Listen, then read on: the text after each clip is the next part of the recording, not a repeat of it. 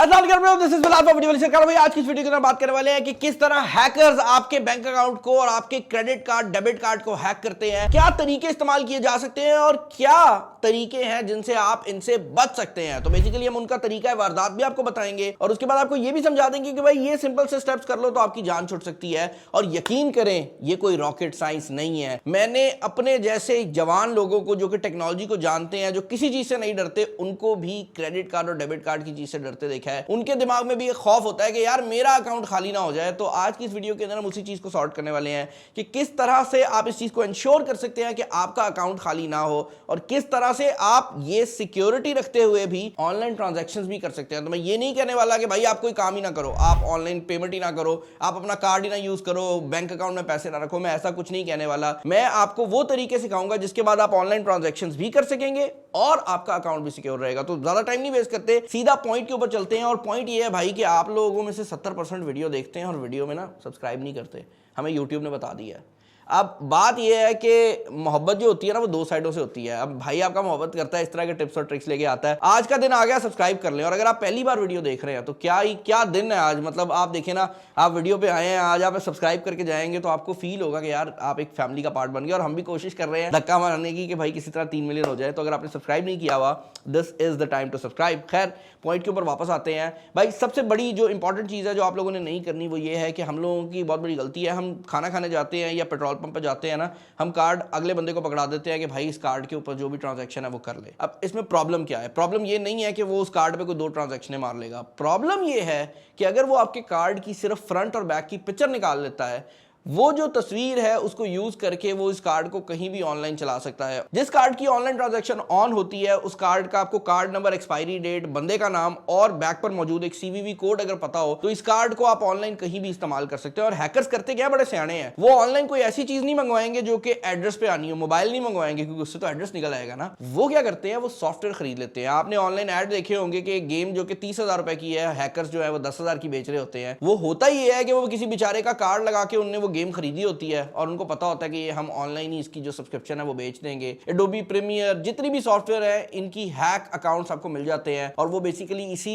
तरह से लिए गए होते हैं कि किसी बेचारे का कार्ड जाया हुआ होता है और आप उस अकाउंट को खरीद रहे होते हैं। तो आपने करना क्या है, आपने कार्ड जो है वो अगले बंदे को हैंड ओवर नहीं करना। अगर आपके पास एंड्रॉइड मोबाइल फोन है तो कोशिश करें कि उसके ऊपर गूगल वॉलेट को इंस्टॉल करके अपने जितने भी कार्ड्स हैं वो उसके अंदर ऐड कर ले। अब इससे फायदा क्या होगा? इससे फायदा ये होगा कि आपके जो बैंक के कार्ड्स हैं वो आप अपनी जेब में नहीं रखेंगे, या अगर जेब में भी रखेंगे तो बाहर बंदे को नहीं देंगे। आप कार्ड की पेमेंट करनी होगी, आप उसे कहेंगे मशीन लेके आ, आप मोबाइल फोन में गूगल वॉलेट को ऑन करेंगे, टैप करेंगे, आपकी पेमेंट हो जाएगी। आपके कार्ड की इंफॉर्मेशन भी सिक्योर रही, आपसे आपका जो मोबाइल फोन के अंदर से कार्ड है कोई खींच भी नहीं सकता, कॉपी भी नहीं हो सकता। और मजेदार बात यहां पर यह है कि कार्ड के गुमने के चांसेस भी कम हो गए क्योंकि अक्सर आप कार्ड निकालते हैं तो आप वापस लेना भूल जाते हैं। तो उस साइड से भी आपको सिक्योरिटी मिल गई। तो गूगल वॉलेट को अगर आपने इंस्टॉल नहीं किया हुआ आज ही कर लें, बहुत ज्यादा इंपॉर्टेंट है। अच्छा, दूसरा वे जो कि आप लोगों ने यूज करना है वो ये करना है कि भाई एक तो तरीका ये है ना कि आपने किसी को कार्ड दिया और उसने आपकी इंफॉर्मेशन निकाल ली। दूसरा बड़ा मजेदार किस्म का तरीका जो इस्तेमाल होता है वो बड़ा सिंपल तरीका है।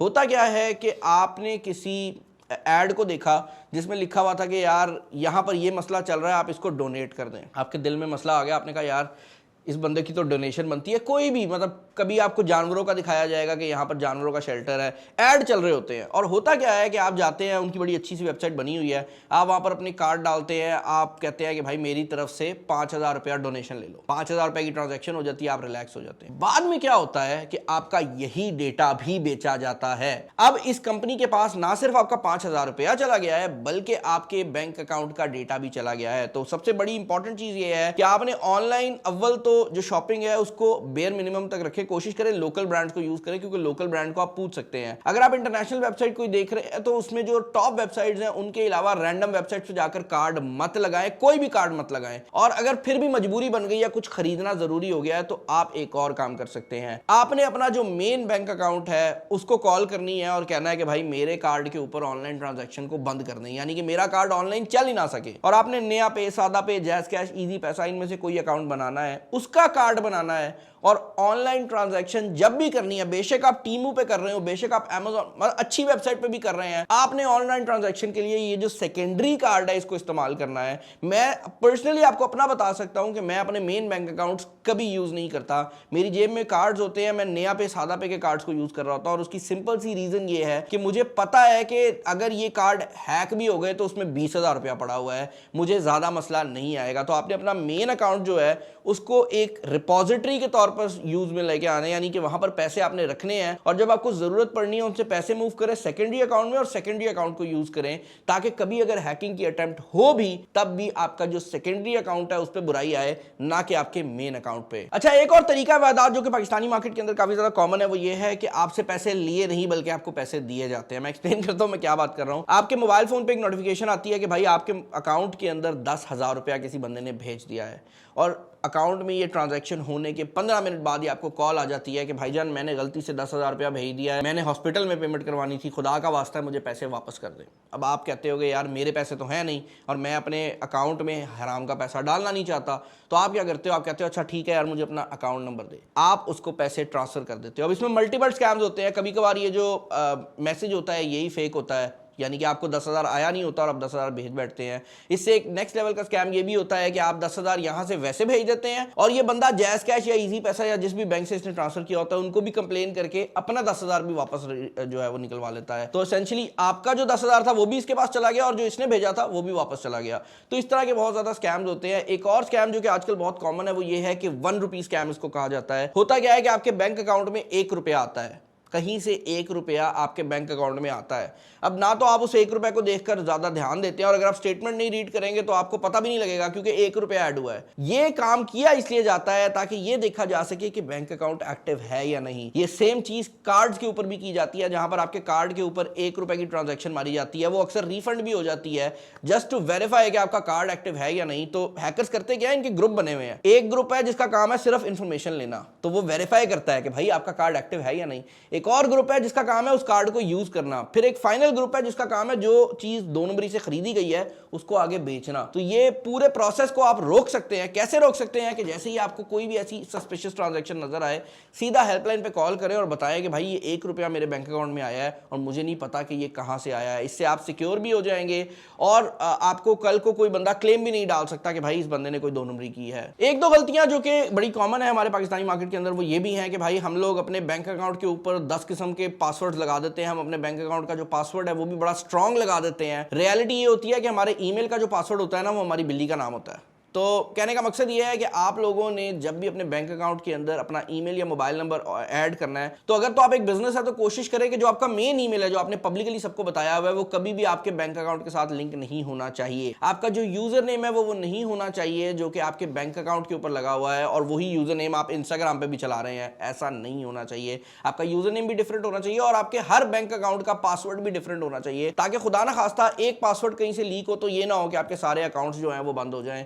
और सारे अकाउंट्स जो है वो मिस यूज हो जाए। ऑल्सो आपने अपनी जो भी ईमेल यहां पर डालनी है उस पर 2 फैक्टर ऑथेंटिकेशन जरूर ऑन रखें क्योंकि अगर हैकर के पास आपकी ईमेल चली गई किसी भी तरीके से तो उसके लिए आपके बैंक तक पहुंचना मुश्किल नहीं है। वो एक सर्च करेगा कि आप कौन सा बैंक यूज कर रहे हैं आपकी ही ईमेल के ऊपर और उसके बाद एक रीसेट पासवर्ड की रिक्वेस्ट डालेगा और आपका अकाउंट एसेंशियली हैक हो चुका है। तो आप लोगों ने इस चीज को भी इंश्योर करना है कि जो ईमेल और मोबाइल नंबर आप लोग अपने बैंक अकाउंट के लिए यूज कर रहे हैं वो सिक्योर होना चाहिए और उसका एक्सेस भी सिर्फ आपके पास हो। ये जो तरीकेकार होता है ना कि हमने अक्सर बड़ों को देखा है कि वो किसी दुकान पे जाते हैं और कहते हैं मुझे जैज कैश का अकाउंट बना दे, वो सबसे बड़ी प्रॉब्लमेटिक चीज है क्योंकि उस बंदे को आप सारा एक्सेस तो दे रहे हो खुद, वो कुछ भी कर सकता है। कोशिश करें जब भी अपना अकाउंट बनाना है अपने हाथ से या तो खुद बनाएं या फिर अपने किसी बच्चे को कह दें अगर आप खुद नहीं जानते कि कैसे बनना है। फाइनली भाई अगर आप लोग फूड पांडा या इस तरह की कोई भी सर्विस यूज करते हैं तो उसके अंदर अगर आप अपना कार्ड सेव रखते हैं तो भाई आप लोग अपने कार्ड की इंफॉर्मेशन को खुद हैकर्स के हाथ में डाल रहे हैं। उसकी रीजन ये है कि हमने ये बहुत कॉमनली देखा है कि लोग कार्ड हैक करने के बजाय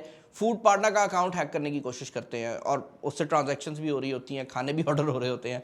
तो भाई जितनी भी इस तरह की एप्लीकेशंस हैं जहां पर आपने इन ड्राइव वगैरह जहां पे कैश से काम हो सकता है वहां पर अपना कार्ड ऐड ना करें और अगर कार्ड यूज भी करना है तो उसको सेव मत करें। मतलब वो एप्लीकेशन में सेव नहीं होना चाहिए, वो 1 टाइम यूज होना चाहिए ताकि आपकी जो इन्फॉर्मेशन है वो किसी और बंदे के हाथ ना चढ़े। अगर आप ये चीजें कर लेते हैं मैं आपको गारंटी दे सकता हूं कि आपका जो बैंक अकाउंट है या आपका जो क्रेडिट कार्ड है वो हैक नहीं होगा और आप काफी हद तक तक सिक्योर रहेंगे। चैनल पर नया, चैनल को सब्सक्राइब कर लीजिएगा। और अगर आप वो बंदा है जिसको लग रहा है कि भाई ये तो कोई नई इन्फॉर्मेशन नहीं है, हमें कोई तिलस्माती चीज बताएं, तो दो बातें हैं। पहली बात तो भाई सिक्योर करने के लिए कोई ऐसी चीज चाहिए नहीं, और दूसरी बात यह है भाई कि ये वीडियो उन लोगों के लिए बनाई गई है जिनके पास ये इन्फॉर्मेशन नहीं है। हम उन लोगों को भी केटर करना चाह रहे हैं जो टेक्नोलॉजी में जरा पीछे हैं, क्योंकि हमारी कोशिश है कि हर बंदा जो है ना वो टेक्नोलॉजी को सीखे। और यही वजह है कि मैं रिकमेंड करूंगा कि अगर आप टेक्नोलॉजी की चीजें जानना चाहते हैं तो आप चैनल को सब्सक्राइब कर लें। इस वीडियो में इतना ही। This is Bilal signing off. अल्लाह हाफ़िज़।